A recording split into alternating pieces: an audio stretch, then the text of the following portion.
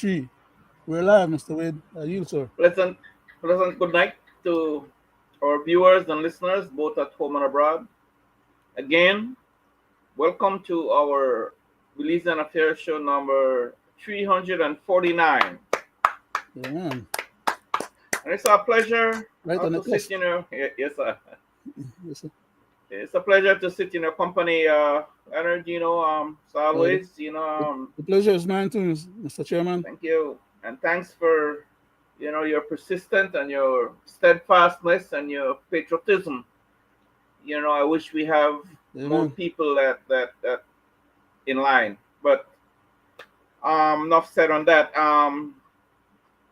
Straight to our program, Leonard. As always, Yes, first of sir. all, we give thanks and praise to the Almighty because glad to be here, and tomorrow is promised to no one.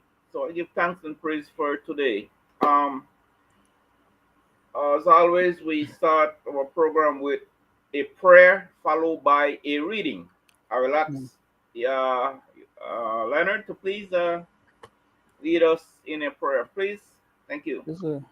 Thank you very much, Mr. Wade. I'll just bow my head, sir. Divine loving Father, thou who art the creator of heaven and earth and all that in them are, into thy hands we commend ourselves, that thou would take charge of us and that thou would continue to guide and protect and bless us. Please be merciful unto us. Please bless our family members, our friends and loved ones, wherever they are. Don't know them by name and number. Please let the words of our mouth and the meditation of our heart and the contriteness of our soul be acceptable before thy divine presence, now and always. We pray that thou mayest bless our country of Belize, its people and leadership, that thou would bless also this country of the United States and all the rest of humanity, loving Father. Each and every one of us, those who are in war zones, tornado, hurricane, earthquakes, and loving Father, we pray that thou mayest help those who have need of food and clothes and shelter. Please grant them a little reprieve. We ask these mercies in Jesus' name. Amen. Amen. Thank you, Leonard, for You're that welcome, sir. warm prayer. The country needs it, and the world needs it. As prayers do answered. It may Amen. be slow in coming, but prayers do get answers. Amen. Um, Leonard, again, like I say, glad to be in your company and hope that we will be joined by Mr. Gregory Morrison and our technical guy, Mr. Gregory Brackett, Our chief engineer, I mean. chief engineer, technical IT, kind of iffy because of circumstances, but beyond our control. But if he can tap in, I know he will. Um, our program, always shed light to those who appreciate us. They look forward for our program, Leonard, So, um, because our program is very educational and we speak truth to amen. power. Um, I will do a reading. I was asked by one of our supporters to do a reading from Ecclesiastes chapter 3, 10 to 20. Amen. And it reads, I have seen the business that God has given to the children of man to be busy with. He has made everything beautiful in its time. Also, he has put it, eternity into man's heart.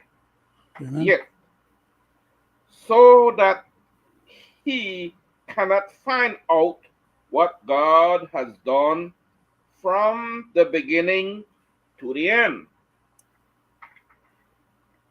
I perceive that there is nothing better for them than to be joyful and to do good as long as they live.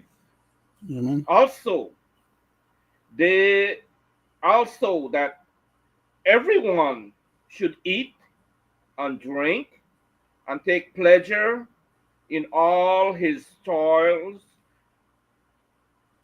that God gives to man. I perceive that whatever God does endures forever. Nothing can be added to it, nor anything taken from it. God has done it so that people fear before him.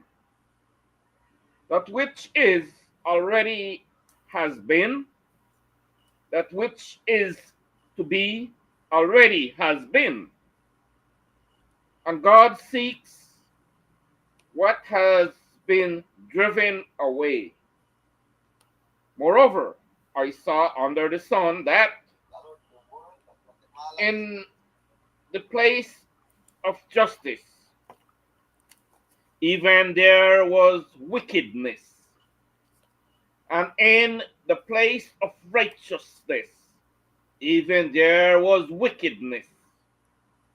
I said in my heart, God will judge the righteous and the wicked, for there is a time for every matter Under the sun. that for that for everyone, every work. I said in my heart, with regards to the children of man, that God is testing them that they may see what they themselves are but beasts. For what happens to the children of man and what happened to the beasts is the same. As one dies, so dies the other. They all have the same breath, and man has no advantage over the beast, for all is vanity. All goes to one place, all are from the dust, and to dust all return. Who knows whether the spirit of man goes upward and the spirit of the beast goes down into the earth? So I say, so I saw that there is nothing better than that a man should rejoice in his work, for that is his lot. Who can bring him to see what will be after him? That's my reading from Ecclesiastes, chapter 2, 3, 10 to 20. So um, I faithfully I read that because our viewer has asked me to read that portion there, Leonard. I'm like I always says, we are not preachers. At least I am, and I know you're not. I am not. This is not a church service. So say what they want or call it what it may. It's just that we give thanks and praise to the Almighty in Amen. our own way. People give thanks and praise in different ways, Leonard, and Amen. we Mr. respect Chairman, that. Yes, sir. in regards to your um, statement that we're not preachers, Maybe one of these days I might have to return to my farmer profession, and Okay, become a preacher okay, then. But for okay. right now, I'm not preaching. Yes, Well, I might yes, be the preaching, but return I'm to not doing the preaching kind of now, but preaching like the religious preaching. I'm just kidding, yeah, just like in you. in Yeah. yeah, in my personal view, Leonard, what I've been seeing over the years, traveling and abroad and around, that's a big business, Yes, big sir. Money, money. money making. Yeah. Yes, sir, That's big that's what money. it's all. That's what it's all about for the get go. Yeah, yes, sir. You know, Leonard, we we on this program, the only thing I am missing if Greg or next technician, I mean, senior panelists do not show up is the the part that shows and tell, Uh-huh. right? So we speak here on this program, but we always show from their own lips what so they cannot say like we drag that how Elise say drag it out of our back pocket and throw it. No, it comes from them. When I was a little kid, we used to call with side pocket fabs. Remember Oh, that this. word? The leaf fabs. Yeah, they said okay, okay. Then I always have my little on my whenever I get my chance on Wednesday, and I you know I always speak on the issues, the things that really is happening in the country of Belize, um, and the sentiments of people, and uh, we speak about the ills, Leonard, and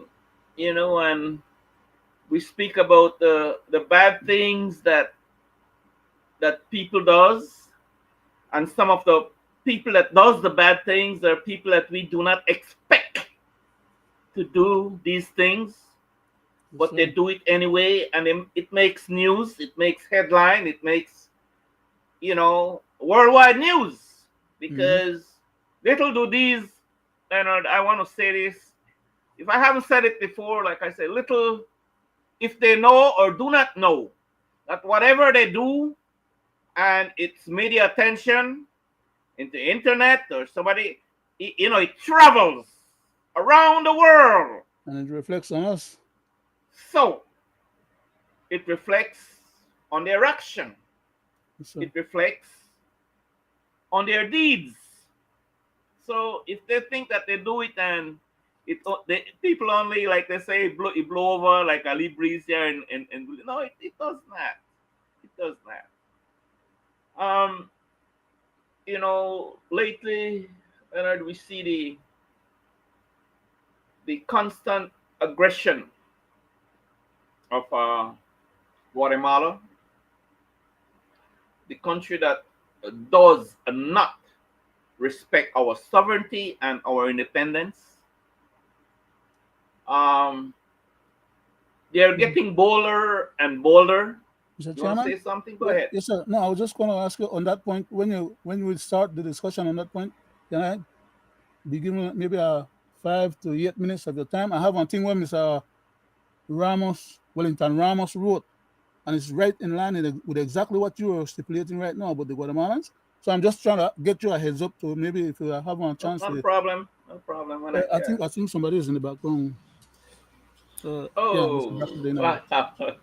Well, glad to see you, my brother. Welcome Good night, to gentlemen.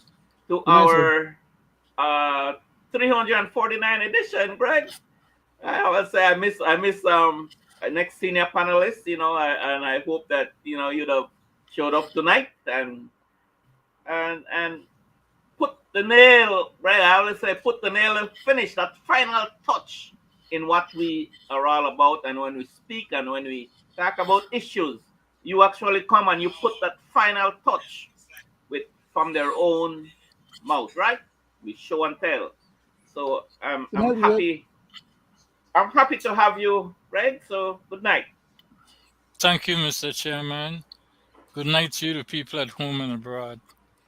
Thank you for tuning in to this 349th episode of Belizean Affairs. And of course, I am sitting virtually with the chairman, Mr. Wade, and Mr. Brackett as co hosts. Back to you, Amen. Mr. Chairman. Thank you, Greg. Thank you. It's so amazing, guys, that how we started out. I just want to, how we started out. And here we are today, right? I mean, still together. You know, Three, four, the nine. right. It's a big We number. Maybe that's the rate for this coming weekend, you know. the You have to figure out what are the extra number because and it might play. I feel blessed, Greg, to have you, my brother, because you're one of a kind. You're a Belizean that stands out because you're not those that know that there is a cancer in this country. You know that there are ills in this country, and you just let it slide. You voice, you stand up, you call out, you call the good out, you call the bad out, and you are not afraid like a lot behind. They either in line, they speak with two mouths. They either in line with a UDP party or a PUP party, so they watch what they say and they watch what they do because they don't want neither the PUP vex with them or the UDP vex with them, right?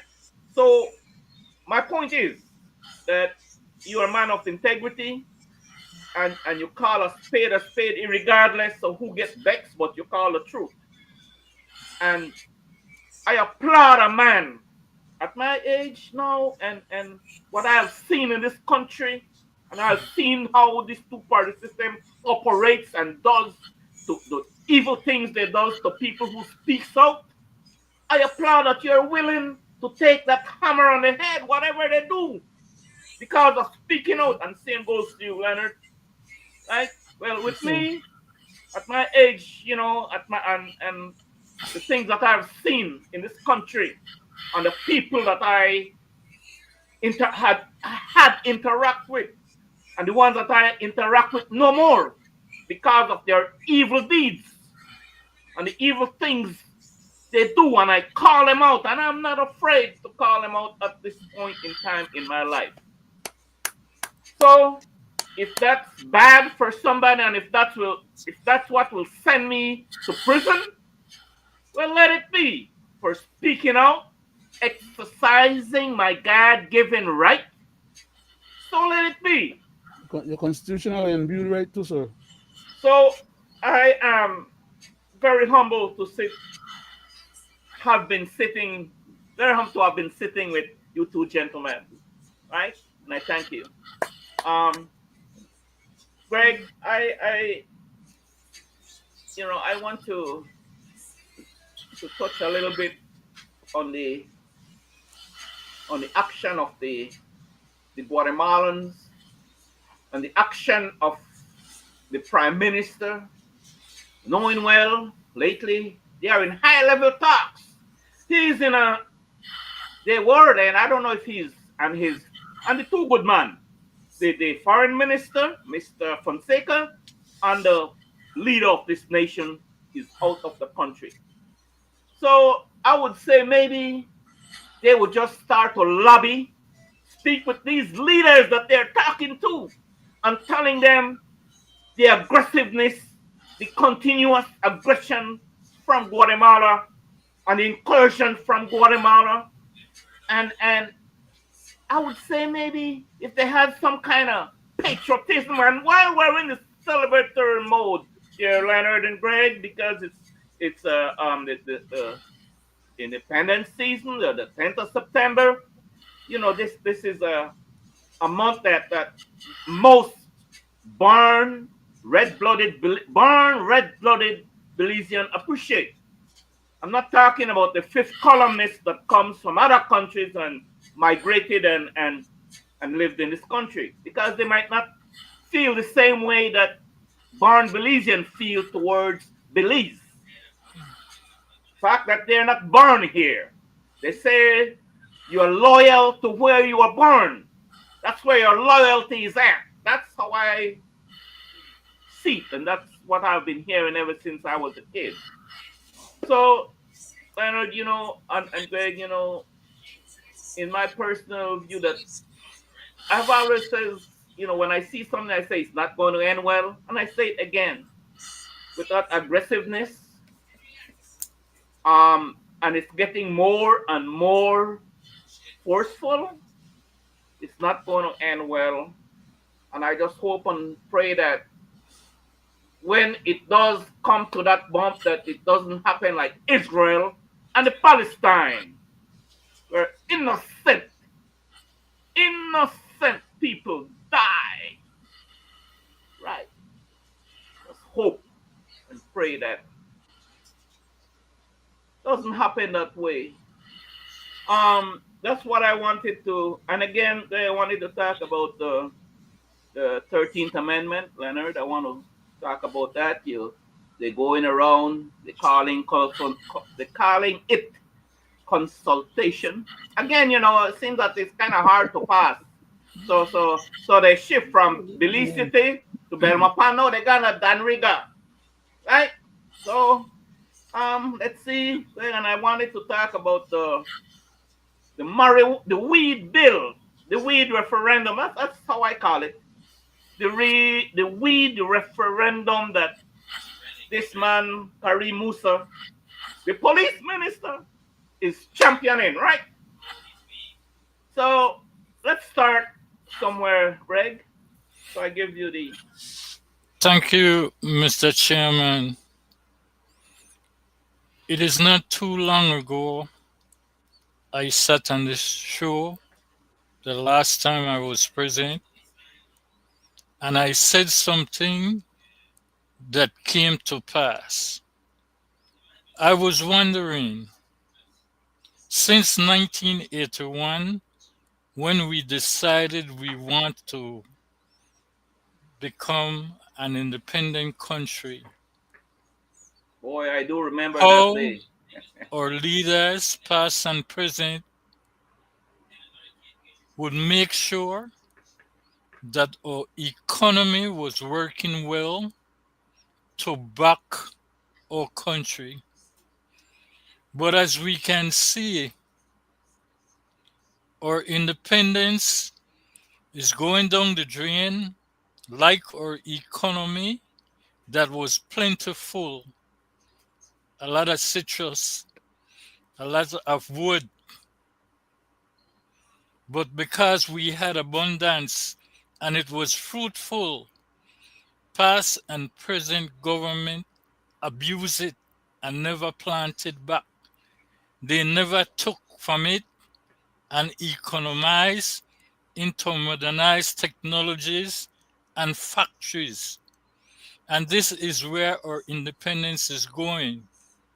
We took our independence away from our head of state, making believe like the prodigal son that we can stand on our own when we know we couldn't.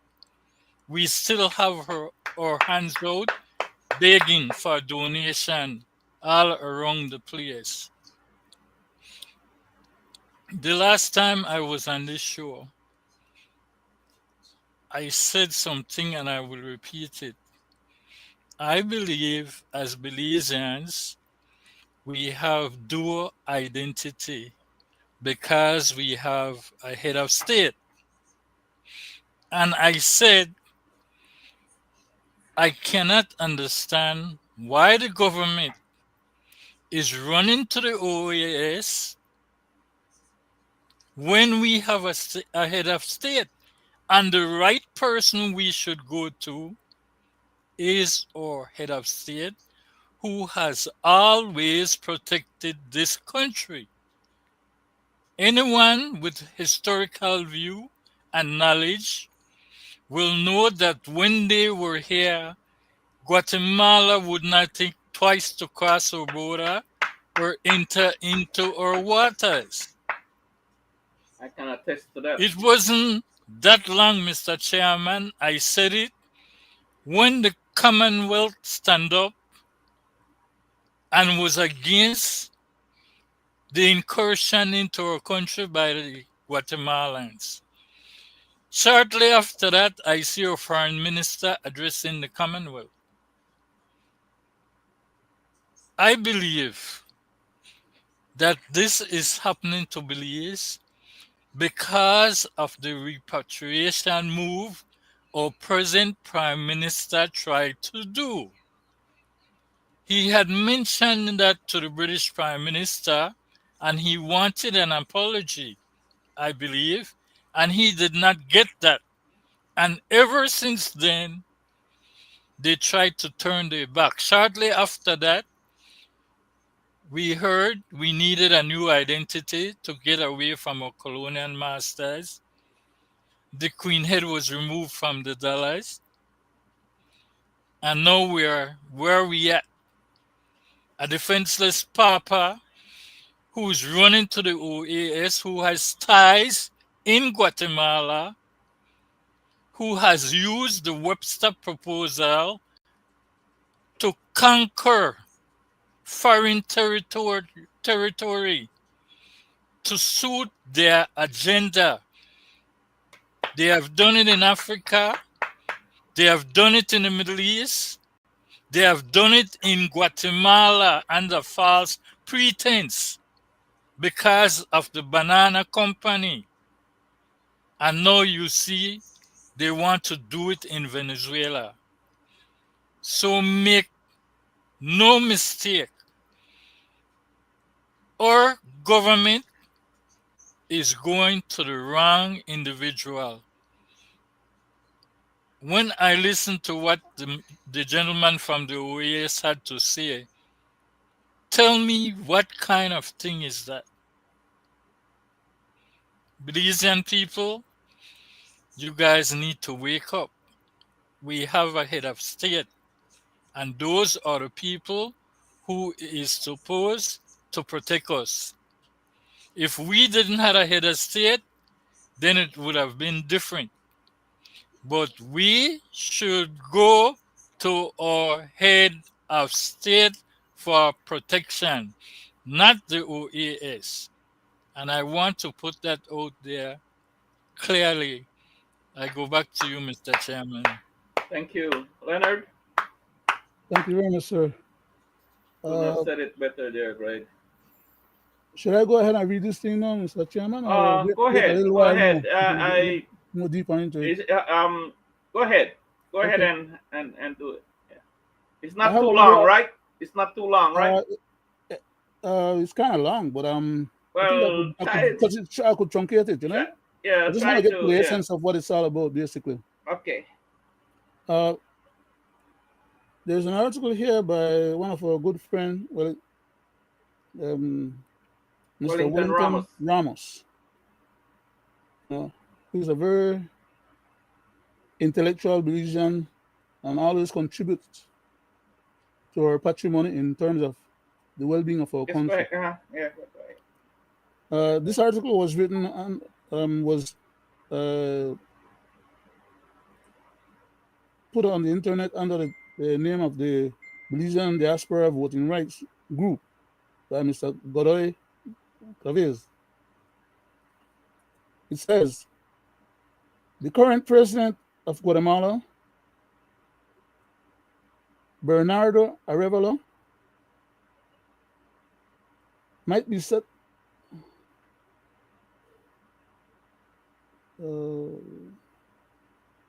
might be secretly trying to fulfill his father Juan Jose Arevalo legacy. I was in Guatemala during the time of the Arevalos, okay?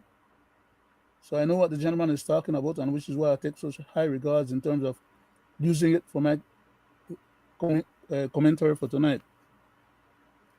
He said, it's written by Wellington C. Ramos, adjunct professor of history and political science. So as I indicated earlier, the gentleman comes well credentialed as well as very patriotically aligned. He went on to say in the article, I agree with you, Mr. Wilmer, here, that our Prime Minister should let the world know about the problems we are having with the Guatemalans since we obtained our independence on September 21st, 1981.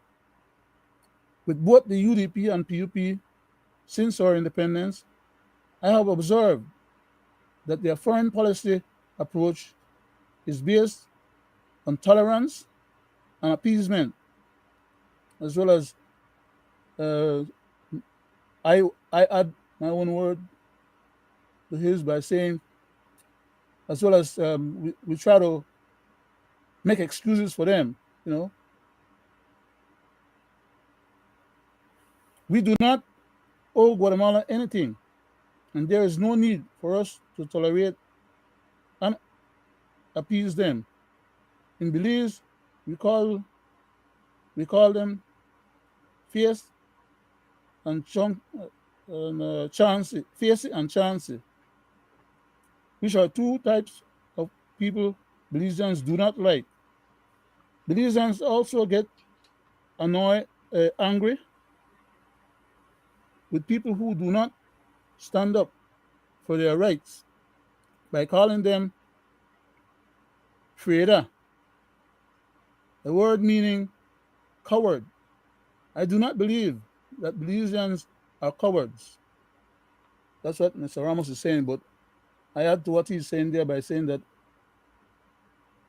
that's one point that I disagree with him on, because there are many Belizeans who are actually cowards in more ways than one, but I'll not extend my commentary or disagreement to the gentleman much more. Belizeans are nice, friendly people, but do not push them to the limit. And that is exactly what the Guatemalan government is doing. The current president of Guatemala, Dr. Bernardo Arevalo de Leon, father Juan Jose Arevalo, was a former president of Guatemala in 1945 to 1951, who revived the Guatemalan claim to Belize, made sure it was legislated and placed in the Guatemalan constitution, as was aggressively trying to get Belize. I'll read one more paragraph and I'll cease. I'll leave the rest for another occasion. It is beginning to look like father and son, but I hope not. We Belizeans must now come up with a comprehensive plot to defend our citizens and country. Our national hero, Philip Coulson, said that even after we became independent, Guatemala will not stop claiming Belize with their nuisance. Now, from the way they are behaving, they might not stop when the ICJ court rule against them. Like I said, I'll leave it at that, and I'll just make one further commentary, a short one on my own, to say that what the Guatemalans are doing right now, they are bringing a lot of their vessels from the Pacific Ocean over to the Atlantic area, and they are bringing a lot of their military equipment and things towards Belize. The idea is that if the ICJ decides that or rules against them, they would be in a position to execute their backup plan, which is to take more of Belize property, more than just the Sarstoon River and the Sarstoon Island, and the lands on the Temash area, which they have their population coming over to our side and occupying and parts of the Chiquibul where they have farms and all kind of stuff going on. They will occupy our land. They have their people that are coming into our country in droves, building a lot of villages all along all the different roads, them all the way from north, south, east, and west. And they are subsuming our country, basically taking it over by changing the demography of the country, being in a position where they don't necessarily have to use their military to take the country. They can have the country under their control by using our own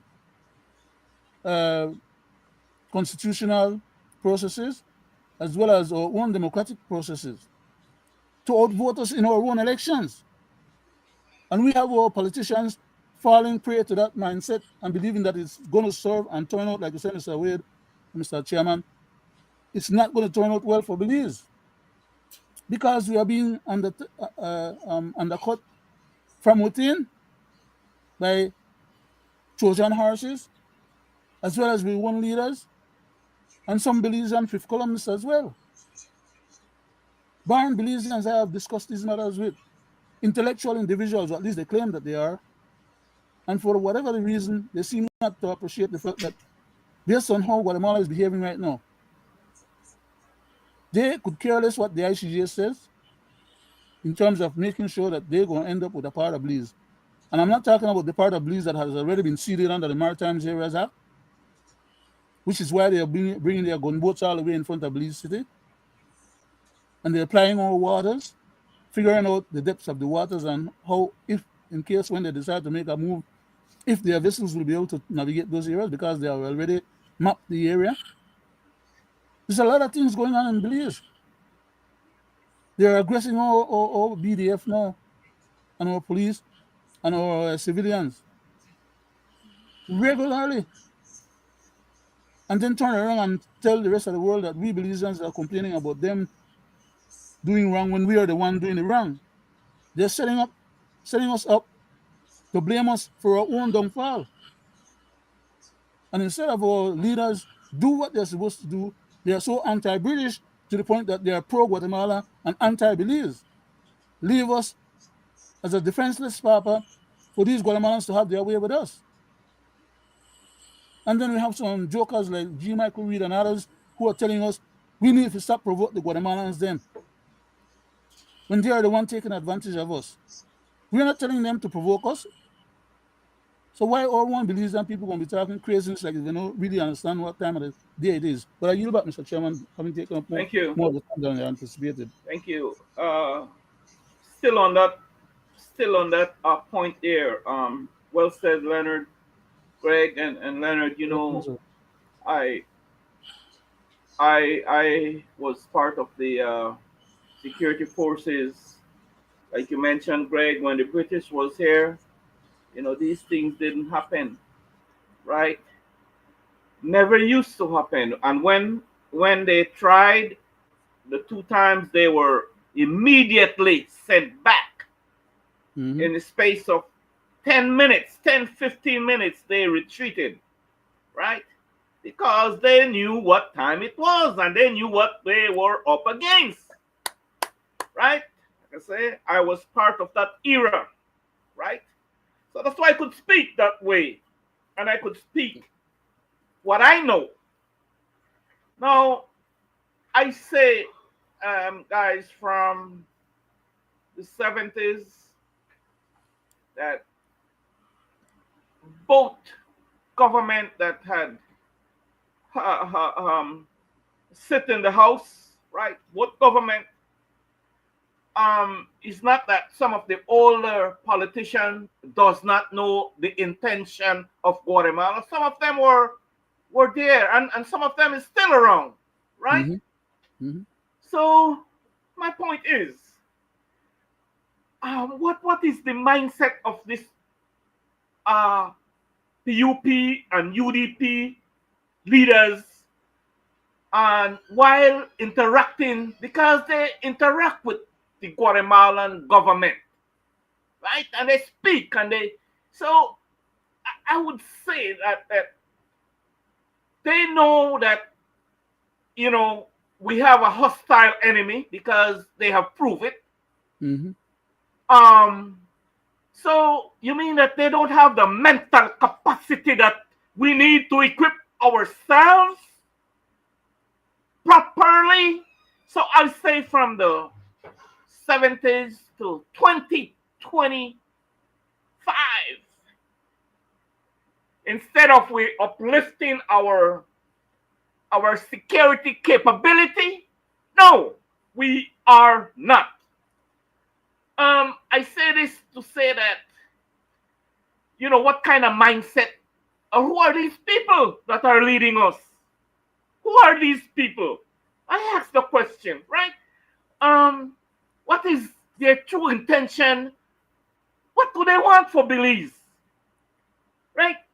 I would say that what I have seen that what they're doing, they are not equipping the BDF properly to at least defend us up to a certain point while we would get some help that would hold us a certain position where when some help comes.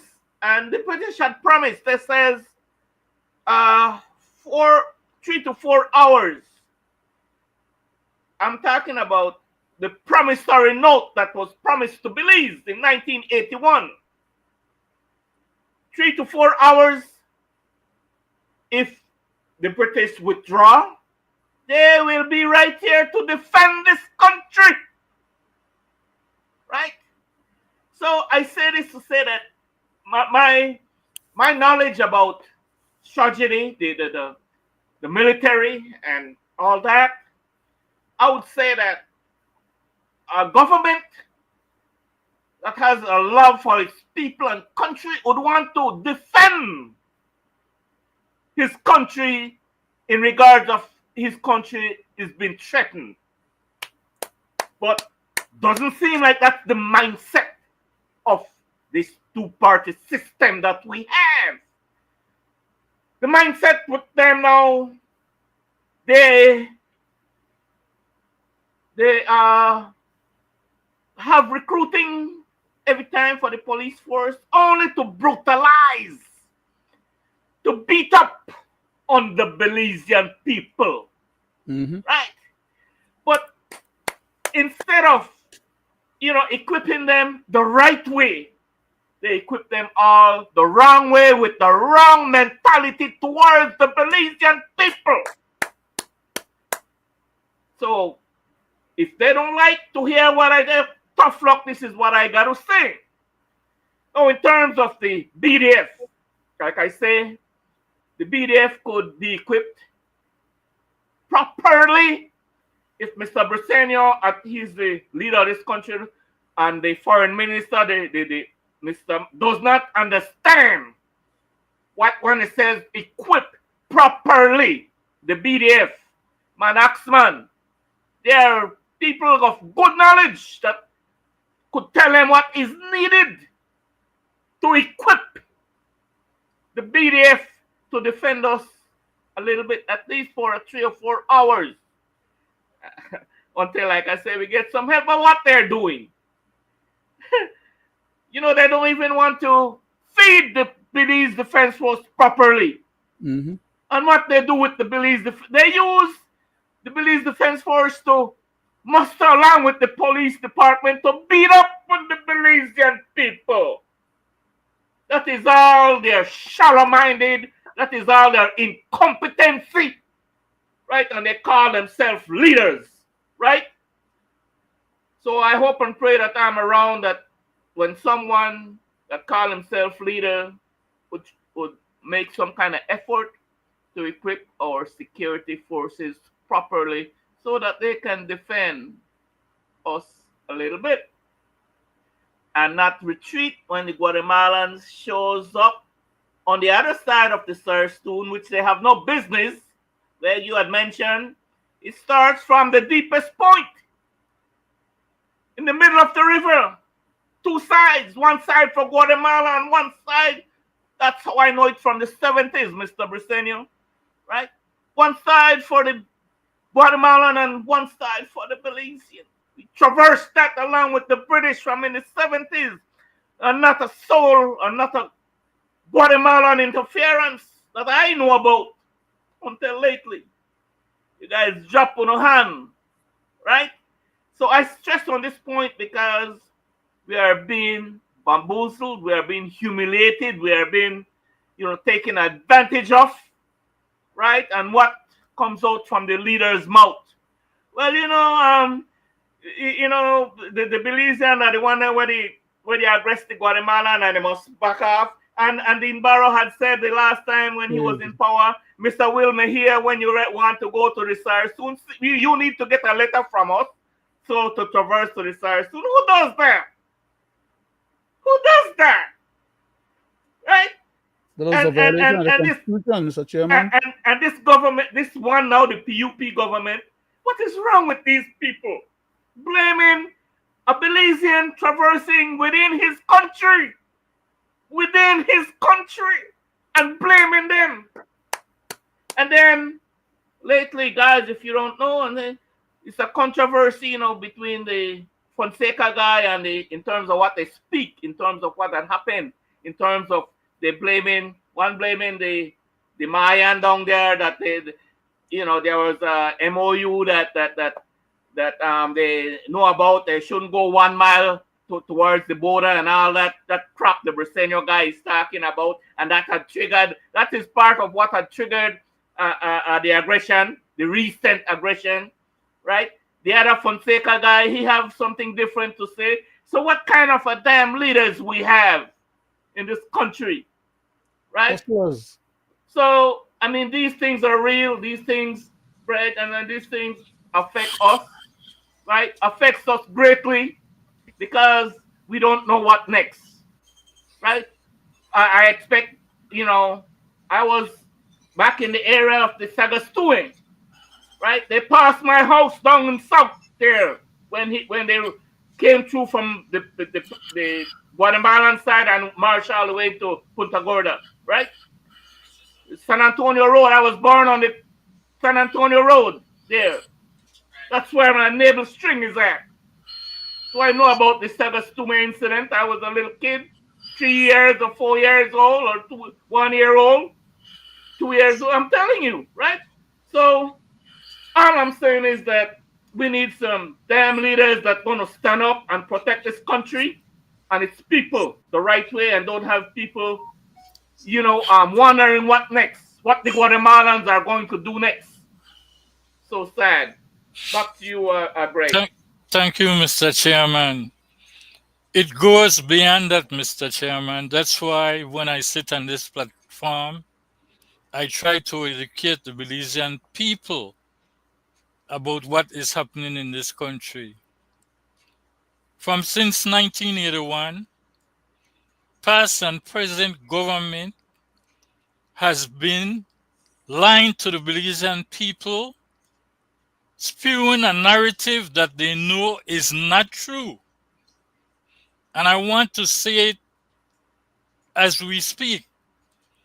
A country cannot give another country its independence unless they have an army and a flotilla. That is why Belize independence was done under the Commonwealth, and we still have a head of state. For those who do not know, educate yourself, educate them, Greg. When past and present government get up there with these ludicrous lies, we need new identity.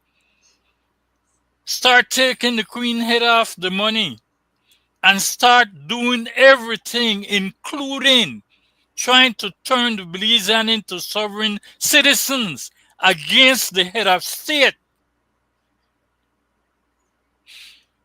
That is when they began to lead the Belizean people down the wrong track. And now it is showing. And I don't want you, the people at home and abroad, to think that I am just saying this, because I want you to hear our Prime Minister now how he is running back to the Commonwealth. And I need to go to the tape, just as I said. Thank you.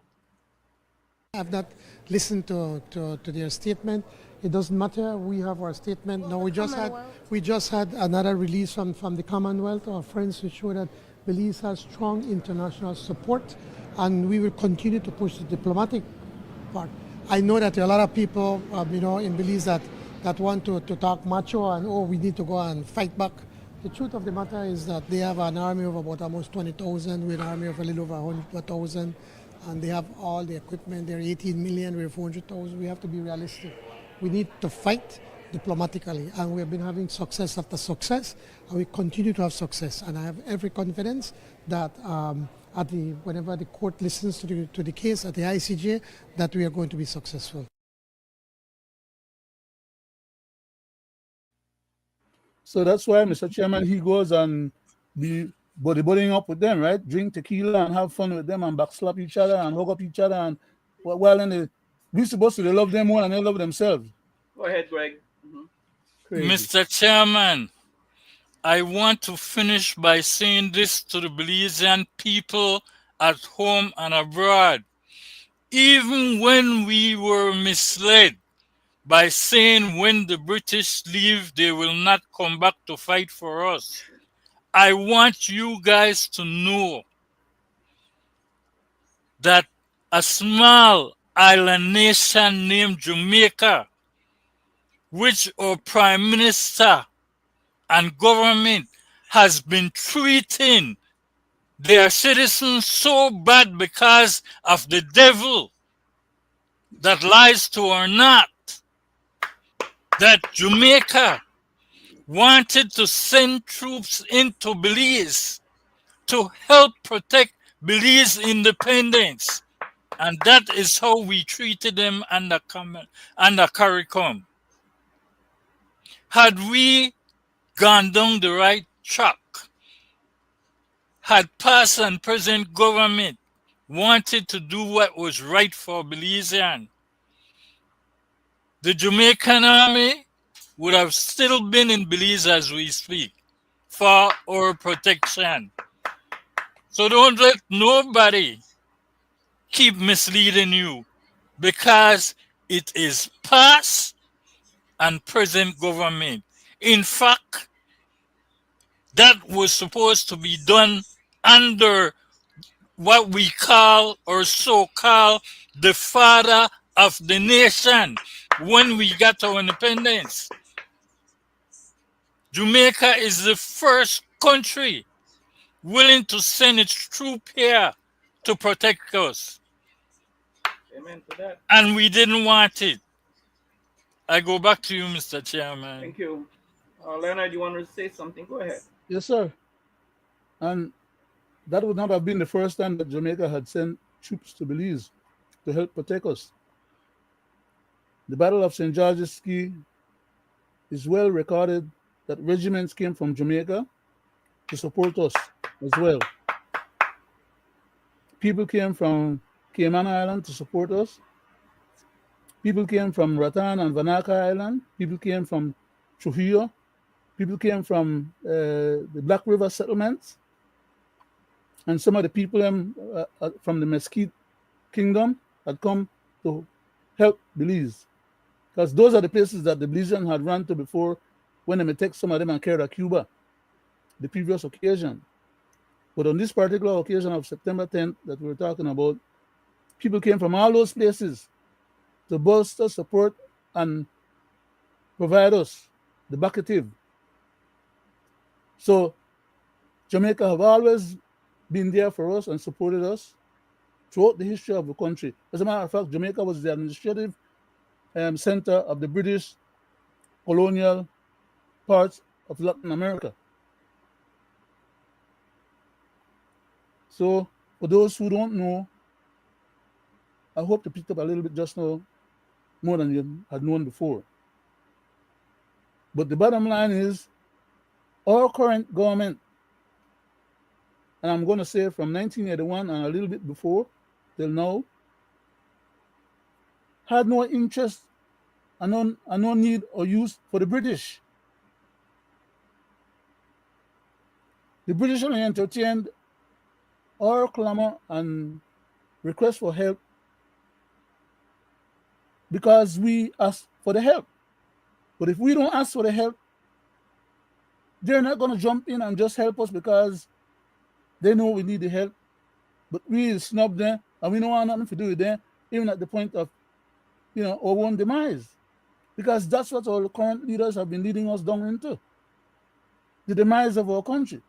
To become a 23rd district of Guatemala, or at least a vassal state of Guatemala. And Guatemala is now at the Hague claiming a little over 50% of our country. We are haggling about what they're doing to us at the Sarstone.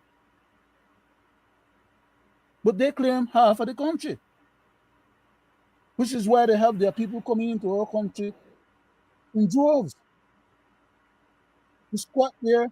And a lot of those people who are coming in and squatting in our country, some of them are former military personnel, and others are current military personnel, okay, who are in our country as We have them in our government too, highest you level know, of the going government. precisely high up into the management of our government. We have these individuals, and and the government pretends like, well, it's no big deal. Why? Because they have this impression that Belize can coexist with the Castellanos. They have no knowledge and understanding about who the Castellanos are and what they're about. They're the same people who killed so many hundreds of thousands of the Mayans then in Guatemala to be able to take their lands. And they have said over and over, they could care less what happened to the people in Belize. All they want is the lands and what's under the land. But our people in Belize have this impression that is being fostered on some of them, and they do believe it apparently because they have expressed it vehemently, that we need to be more peaceful with Guatemala. We need to do trade with Guatemala. When in fact we are currently doing trade with Guatemala. Guatemala getting 95% of the trade, the two-way trade.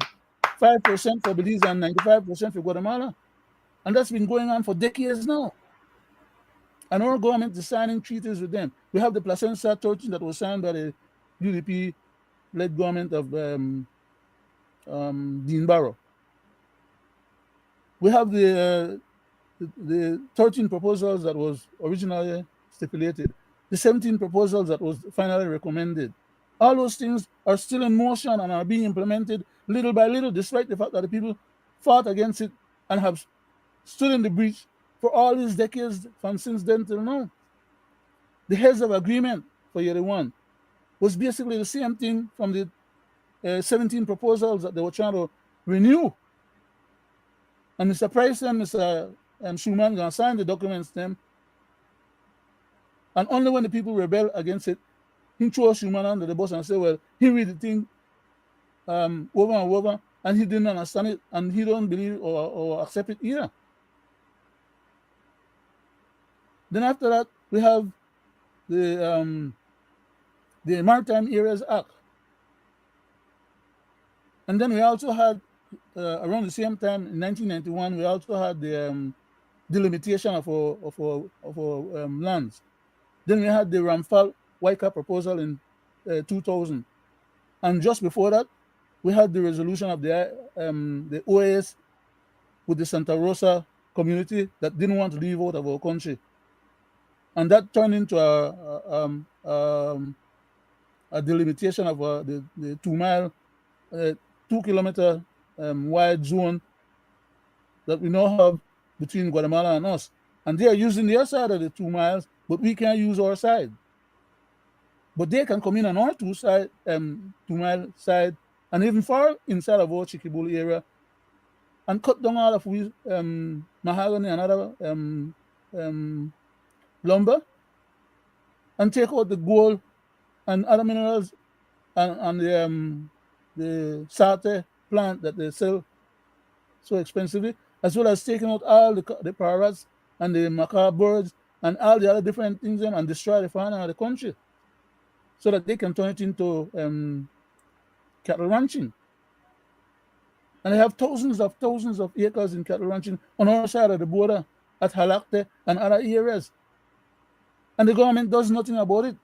Why? Because they're afraid of Guatemala and Guatemalan military, because Guatemala military cover for its people. When its people are over on our side of the border, trampling on all stuff, and we try to send our security forces to block them off, the Guatemalan army claims that we are killing for their people or we are abusing their people. And therefore, they got to get involved.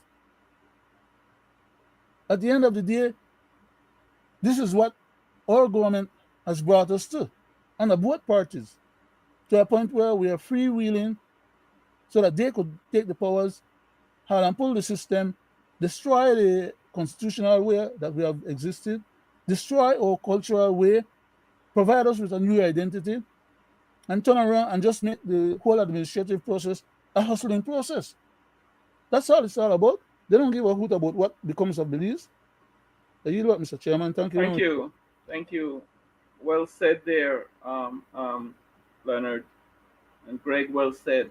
You know, on that clip that you play with the guy there, the prime minister of this country, John de Briceño, you listen to that guy, and the English language is plain and simple, and he didn't speak Spanish when he was, and he's, like the Belizean people are doing the aggression, right? And how we want them to go to war. We want our country to go to war, and then he starts to talk about numbers and this and that. No, the Belizean people, you're so damn liar. You're a liar, man. People don't want you to go to war. Don't say that. People Right? want them to Words stand up have a and have lot of freedom of meaning, one. right? People People have don't freedom of want you to go to war because any fool knows that Belize cannot stand up to war. And why you keep saying, right? Any fool knows that, right? Belizean doesn't want you to, Mr. Mr. Man. Chairman, Go if ahead, I Greg. may, I want to say this, Mr. Chairman. I believe the reason, my belief, why our present government does not want to go to our head of state is because of all the seditious activities they have been doing, and they can be held accountable. That is why I believe they do not want to go to the head of state, because Belize, with its present government, should not have been able to remove the Queen head from the money until we became a republic, for one. And we have not become a republic. And I want the people at home and abroad to know also, I do support a republic, but I support a parliamentary republic keeping our head of state. And this is what our present government does not want. They want to yield power to themselves. And if that happens, I don't have to state or specify what will happen, because we see the atrocities that is being done to our citizens, authoritarian rule. We still see the unlawfulness of the police force. The 13th Amendment is not even here. And how can you trust someone that keeps lying, as you said? But I don't want that to come from me and you. I want you, the people and the world, to hear how the Prime Minister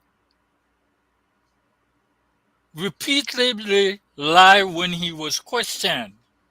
And I want to play the tape to prove it. While I know you haven't been able to have a cabinet meeting to discuss the situation as yet, have you asked the ministers personally whether they had any involvement? But this is not something for cabinet to discuss. We've had an investigation. An investigation is ongoing.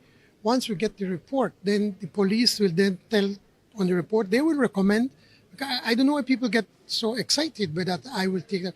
Once the police makes their report to me, they will then recommend and say, Prime Minister, there is evidence. If there is any evidence in wrongdoing, it needs to go to the DPP.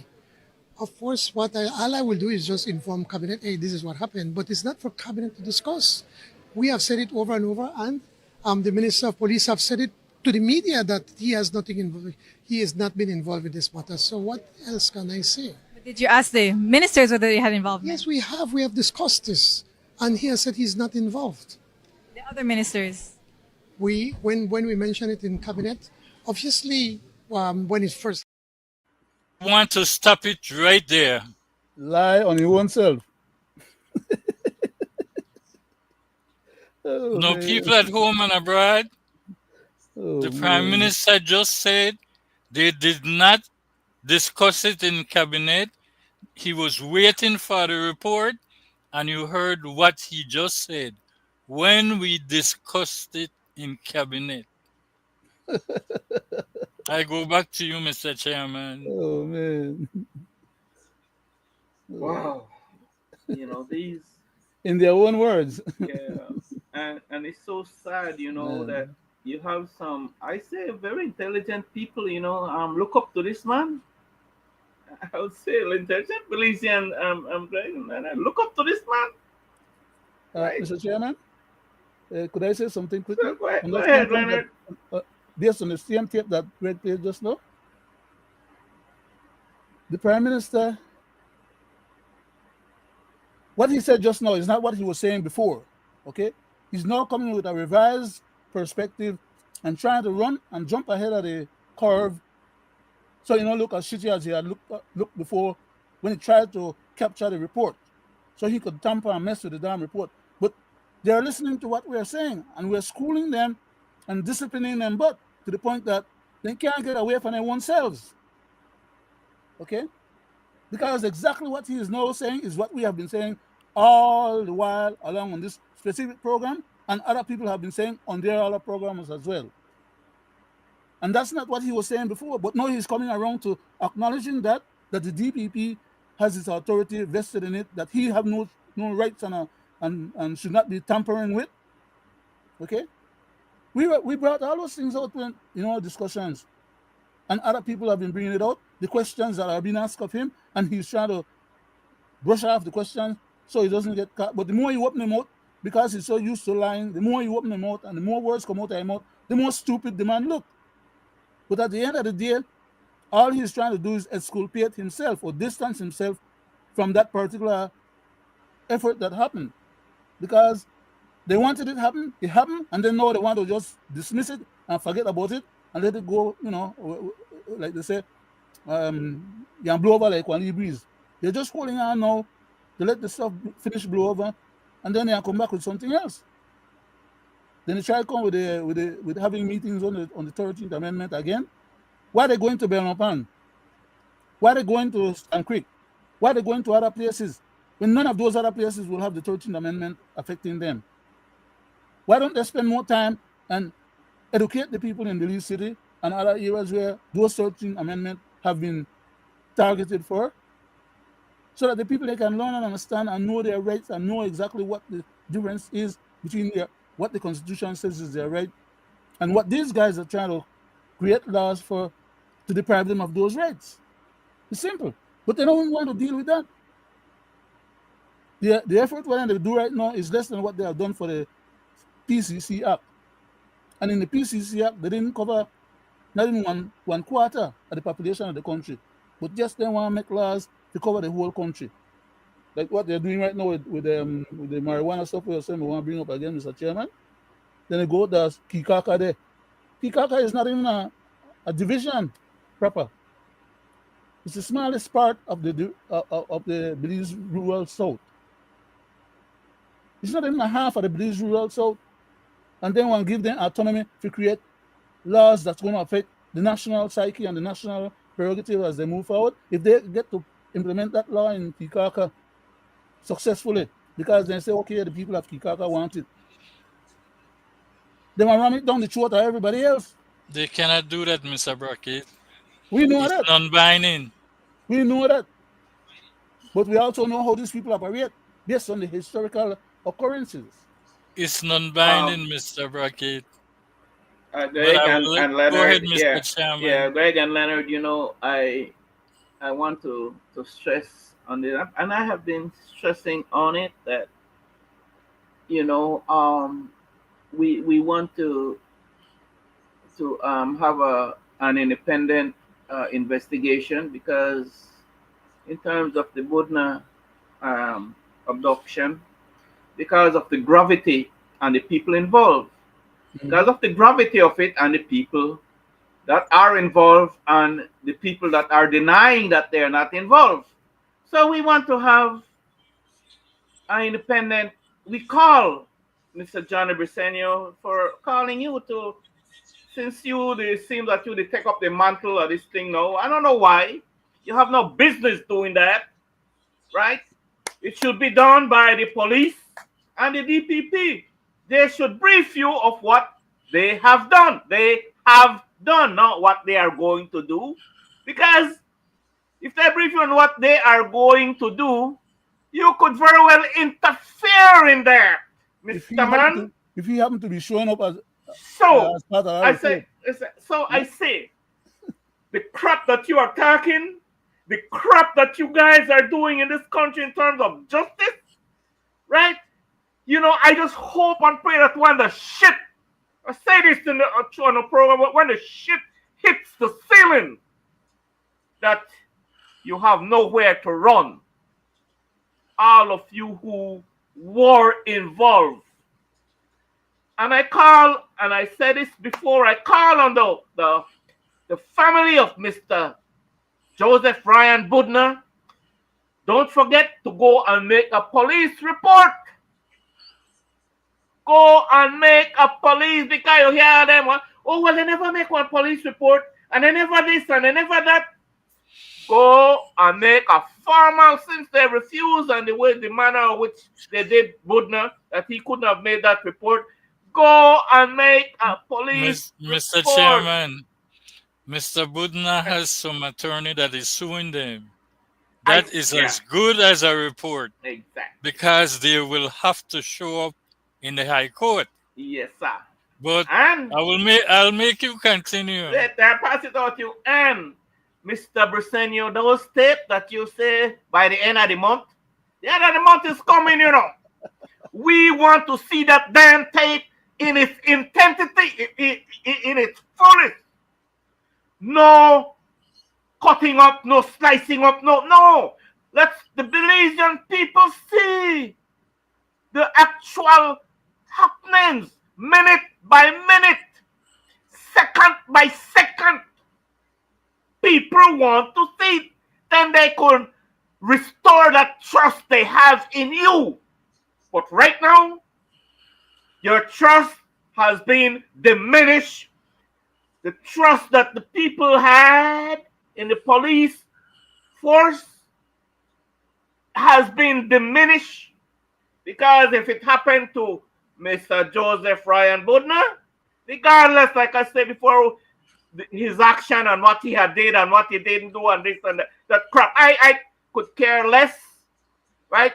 But in the manner of how you guys went ahead and with the Gestapo action with this young man, it's not good at all, and it could have happened to any other individual Belizean. That's why we are talking about it. So I say again, before I pass it over, I call on Johnny Briceño to come to the nation and have a press conference, and this is the date. That's what we are waiting for, Mr. Man. Back to you, Greg. Thank you, Mr. Chairman. Before I say anything, Mr. Chairman, I want to play the tape. The call actually was mine after we have what the evidence that have come forward just thus far, where it is he has been identified as the only person has been identified so far, and so with that I thought that it was sufficient to put him on interdiction while the investigation continues. And as I said, that this is the same that occurs whenever a police officer, to the extent that there's some credible information that they may be involved in a crime, we will normally put them on interdiction. So the acting commissioner accepts, as he likely must, that Joseph Budner's identification of Barry Flowers is credible. He had on a white t-shirt, 3/4 pants, and I saw his face, so I can recognize him. Yes, he's the one that had me over. The white t-shirt. So you're saying that person in the picture identified as Barry Flowers? Yes. Are you certain? Yes, from his face, I can recognize his face. Look at the picture carefully, and definitely I can identify him as that person who handed me over to the Guatemalan authorities. Others who know PC Flowers tell us that the physiology of the abductor wearing the 3/4 pants and white t-shirt does resemble the constable. He was not in a police uniform, but did he have a police weapon? He got special authorization to sign one out of the Mahogany Street police station on Thursday, August 21st, the day before the abduction, and that is while Flowers was on leave. In terms of Barry Flowers, how was he able to sign out a gun from SPU when he was on leave? All those issues, whether internally, in terms of whether police officers breach their code of conduct, and our disciplinary procedures, everything with the investigation will be looking at all of that. So from a criminal perspective and also from an internal perspective. So if it means that a police officer may have reneged on his duty, or worse, relinquished it altogether, and authorized a service weapon for an outlaw mission. The fact is, the officer who handed Barry Flowers the weapon was authorized to do so by a higher up. And for sure, some weapon was repeatedly used in the kidnapping. I'm badly beaten by the Belize Police Department. I'm badly beaten. And they gun butt me into my head because I was screaming. And every time I fight for my breath or argue or try to ask for help and some water, they beat me with a gun butt into my ribs, into my face, into my head. The question now hangs whether the CZ 9mm pistol handed to Barry Flowers at the Mahogany Street police station was the one used for this dastardly deed. Mr. Chairman, I want to say this. The commissioner, the acting commissioner of police, is telling on himself also. How can you put a man on interdiction and you will sit on national TV and say, if there's any criminality to the crime, when it was a kidnapping, and you yourself says you place him on interdiction because he resembled the person in the picture? That's telling on yourself, Mr. Commissioner. He should be arrested and charged like any other Belizean under Section 6 of the Belize Constitution.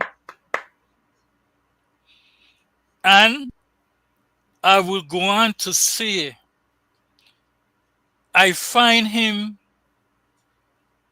very, very in denial, because being a commissioner and you are being questioned, why would you say you have to wait until the investigation done when you should be on top of it?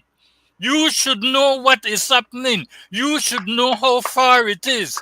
You should have already seen the tape and know how far it is, so that when you come to the public, you can relate to the public question, instead of sitting there when the investigation is finished. When the investigation is finished, Mr. Commissioner, the police department is involved. Put aside Mr. Flowers, 2 police officers walked out of the station and was turned back because the individual identified themselves as police officers. They did not stand up and defended Mr. Buna per se, the oath that they took to protect and serve. I go back to you, Mr. Chairman. Thank you. Thank you. I cannot see how these guys could, sit in the public there and say these things, thinking that, people aren't observing, people aren't conscious, and people don't know. So I say this to say that, how can one? I'm not saying that Mr. Jones, the acting commissioner, is in any way wrong or right, but how can you sit and actually defending a crime? right? A crime is a crime, right? And here you have Joseph Ryan Budna identify. It's like somebody, if I pick up my weapon and I shoot someone, and that someone say, that Mr. Wade, that he shoot me. Don't you think that they will come and arrest and charge me for that crime? So why is Mr. Flowers still walking around? The person that they kidnapped identify this man. Don't you think that he should have been arrested? Or the man, he's lying. Mr. Budna is lying. It's not Mr. Flowers. So that's why they're not touching and they're not arresting. They only put him for interdiction. I don't know him. Budna, I think something may wrong with the eyesight, or I don't know where with the smoke thing, so he couldn't identify. They're not true way they say. And it's, all I'm saying, guys, right, that we are demanding the surveillance state in its intensity. No doctoring up, and I hope that, like you said, Greg, the attorneys that he has, make sure that all these things are intact, right? Make sure that all these things are intact. And like I say,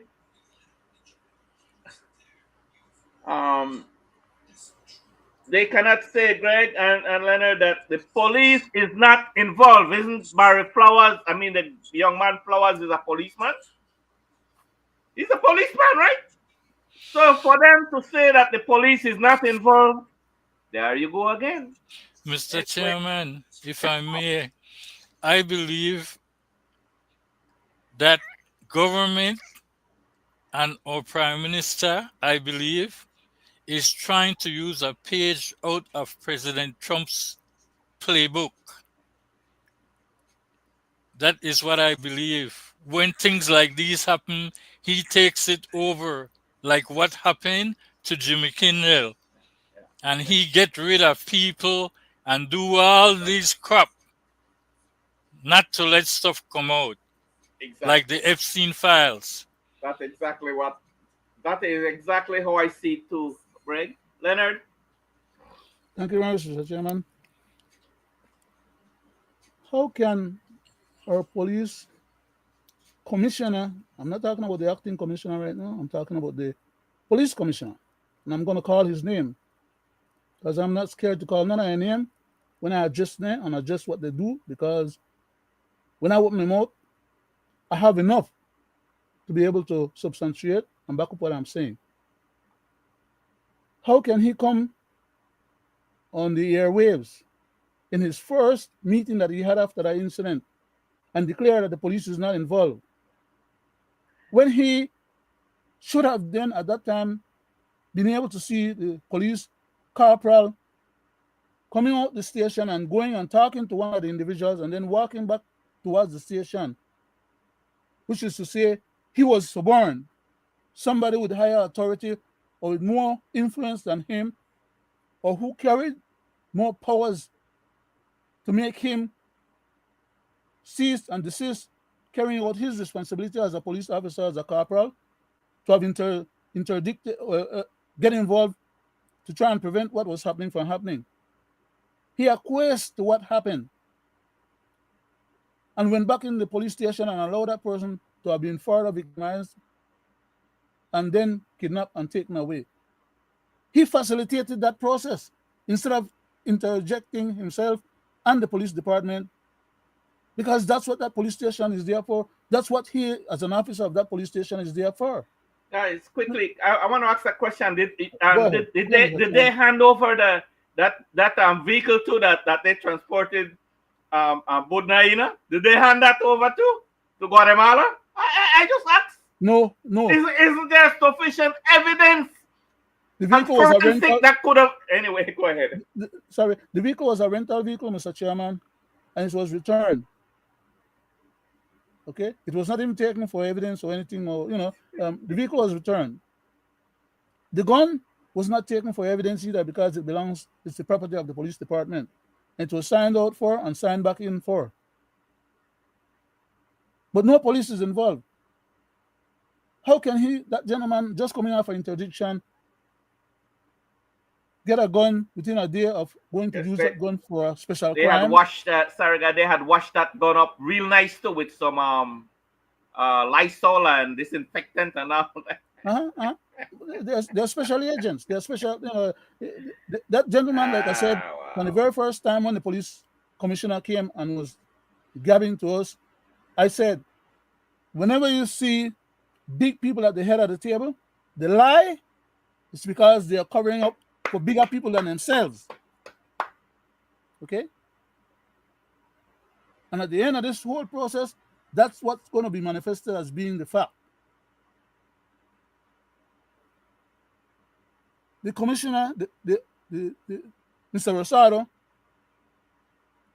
his objective was to find a way to distance that crime from the police department and those who participated in it and create one different storyline so that the story now goes to where it actually belongs to go, or it doesn't reach where it actually is supposed to end up being. There's no way that the police is supposed to do an investigation and turn it over to the Prime Minister, knowing that the Prime Minister had beef with that same gentleman a day before or two, which says that therefore there is a plausibility that the Prime Minister could be considered a suspect or someone on his behalf. And I've said before that I know who the person was that was intervening on his behalf. And I could call names if I need to when the time comes. I won't do it now. It's somebody very close to him that deals with him on a daily basis. Okay? And how that whole thing gets engineered is because high-powered people, like for example, Mr. Flowers could not have checked that gun out from that department without the head of that department being aware that that was going to happen. Because nobody go and check out no gun without authorization from powers above them. So if anybody knows how the system works, they'll be able to add 1 and 1 and make 2, and add another 1 and make 3, and add another 1 and make 4, and just like that. Basic arithmetic, basic 1, 2, 3. But then there are bits and pieces of how these cases are dealt with when it comes to investigation. So they have to follow certain process. But even the very investigation can be thrown.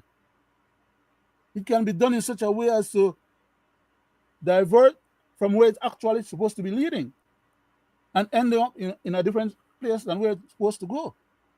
And that's all the Prime Minister is interested in. That report not having any finger turning back at him.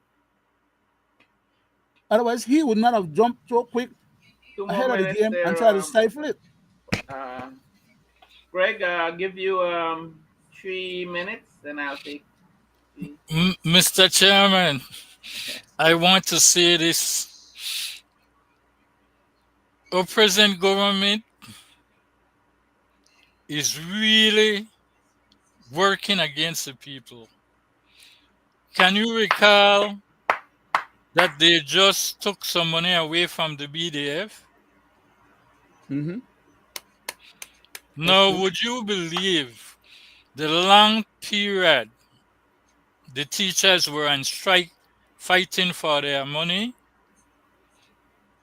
and the government was claiming they don't have no money and all that? I believe the government finds itself in hot water now, and so he wants to appease public servant. Because guess what? The government of Belize has given a wage increase to public officers, including teachers, the police, the Coast Guard, and the Defense Force, with a 4.5% increase effective October the 1st. So where will that money be coming from? And I will run the banner for the people to see it. So make it make sense to me, because there's always a claim they don't have the money and can't find the money. So is it safe to say, or am I believing that taxes are going to go up another 3% or 5%? We will have to listen and hear, because whenever government do something like this, they are looking to tax the local people to get it done. I go What back to you, department, Mr. Chairman. Mr. Chairman, can I say something? Go ahead. What department does Mr. Koi work in? Finance. What department comes up with the money to pay these things that's coming up in October 1st, like you said? He's not there. He will not be Hey, there no what? more. No, man, I'm leading to something. He's stepping There's a down. reason why his butt is taken out from out of there. He don't want to be there when the castle fall down. He don't want it to fall on his own head. Okay? That's where I'm heading for with this point. Sounds like the former Things don't Attorney happen out of the General, blue. Mr. Brackett. Things don't happen just because, I gotta laugh at everything that, happens man. for reasons. There are reasons behind everything that you see happen. It sounds like Are the you back? former Are you Attorney back? General, Mr. Brackett, and the former Foreign Minister. All we got Man, to do oh is keep the man, pressure on. I go back to you, Mr. thank The you, book plan that they thank Chairman, you, want for is the guys. closing. Thank you, guys. Thank you. Like I say, it's so sad, like you always say, Greg, and I'm glad to have you here tonight, so you could show and tell. We always show and tell. Right? Then when you my people, when you listen to these guys and you listen to what they say, and you see their demeanor and you see their action, come to a just conclusion. Come to a no purge, not go to bed and if right. If you're with them, you're with them. If you're not with them, hey, say it, right? When I say that, if you think they are traitors and hyenas and vampires and crooks, criminal cartels, mafias, say it, because for me, if I see them that way, that's how I'm going to call them, right? So, and you don't must not jump to hasty conclusion. Listen to these guys. Watch them over the years. Listen to this man when he was talking, when he was in opposition.